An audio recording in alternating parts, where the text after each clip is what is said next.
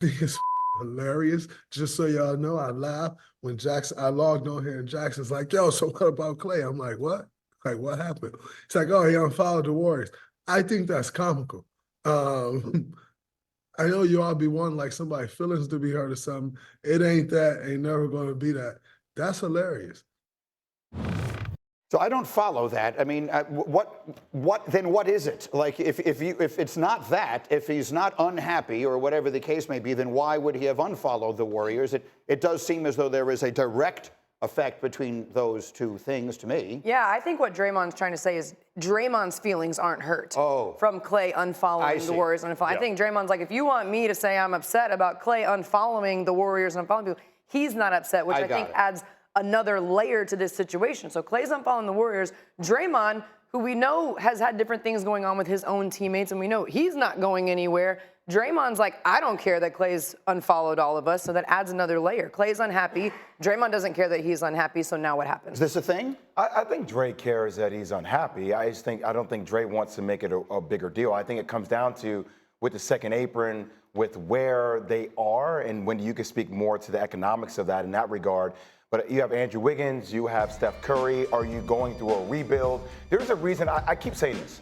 There's a reason why Bob Myers is on NBA Countdown, okay? There's a reason why my former teammate is now the general manager of the Golden State Warriors. This time, everybody knew what's coming. And Klay Thompson is going to want the money at the level he wants the money. The question is his play correlating to the money he wants? I don't think it is anymore. So do you make the decision in the best interest of the team to move forward with Steph and to try to surround him at this juncture of his career with championship contending pieces?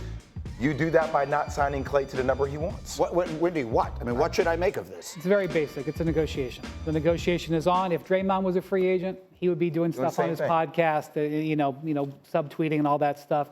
I think the key here is it's not just the amount of money, it's the amount of years. So this is the same thing with Paul George.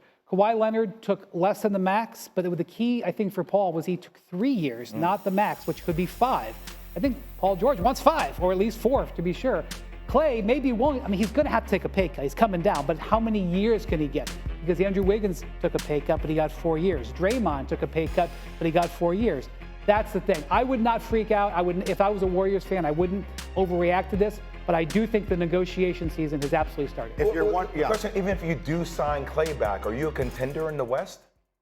Klay depends on what role. He averages 18 points and shoots 40% from 3 or so. That type of player is worth a lot of money. I agree with you. I'm just asking for the team makeup. There's plenty of value in him. First of all, the unfollow is him announcing I'm a free agent, that I'm going to be listening to other teams. That's just a passive-aggressive way to let you know I'm going into the market. Of course it's petty. We love petty, though. We love petty. There's nothing passive about it, actually. It's just the aggressive way is like what we remember is you stand in front of a podium and say, trade me right now. Right. Like that's the aggressive way. The passive aggressive is we just do unfollow and let everybody else figure it out. Right. But I also think for Klay Thompson, he's got to come to a realization of where he is in his career. And maybe the Warriors are seeing him, and this could be part of it too, as let's transition you into a 6th Man of the Year candidate. And maybe that's a better role for you going forward. And of course, commiserate to how much we're going to pay you, right? So for whatever that's worth, I mean, you're going to give 4 years to a player who's 34. Multiple surgeries. That's one of the decisions that they have to make. Now, you mentioned Paul George.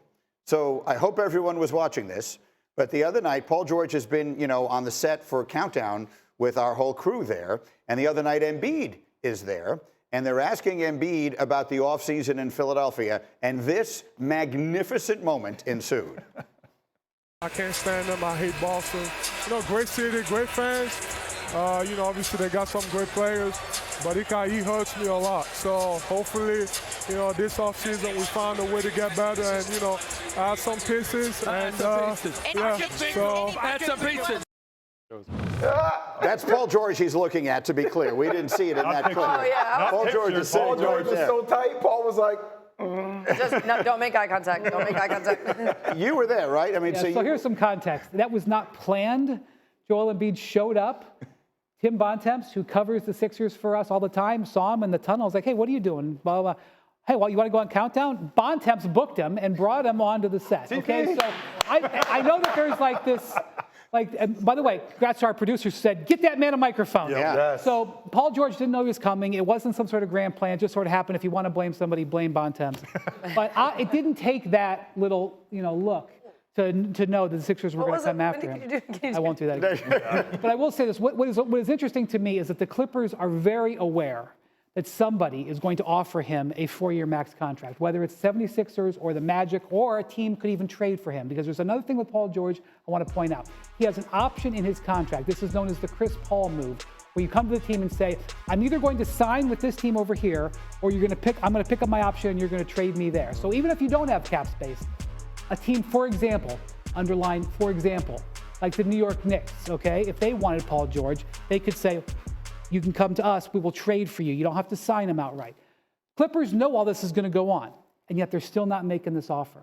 They're still not going to do this. And so again, if you get to July 1st and the Clippers have done this and they're going to play hardball, that's when you know he's truly going to be in the market. I suspect the Clippers read, at least on June 6th, 17th, is that they don't think they're calling his bluff. That they don't actually think he's going to leave his hometown of LA to go to Philly or Orlando or something like that. He's also 34, by the way. He and Klay Thompson both at the same age. What do you think of this?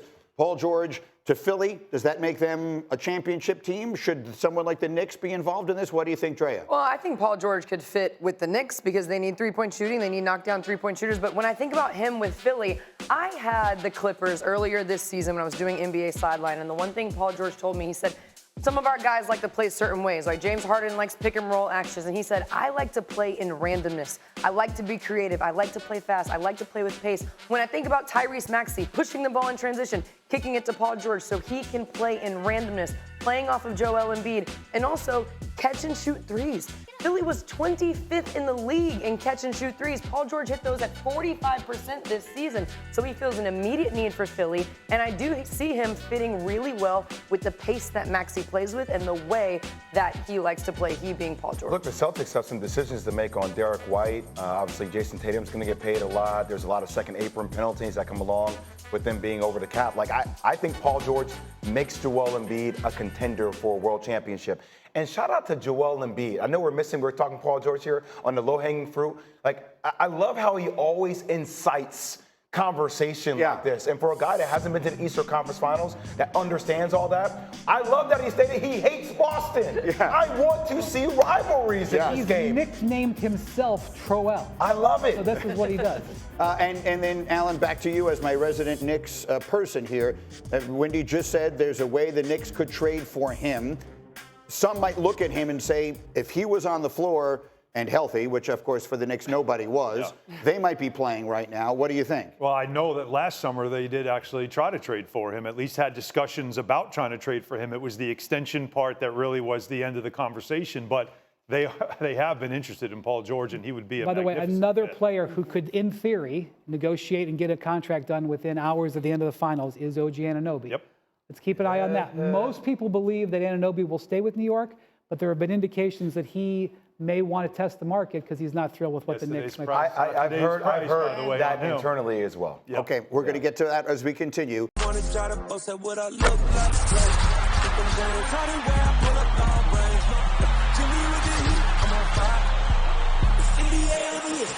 NBA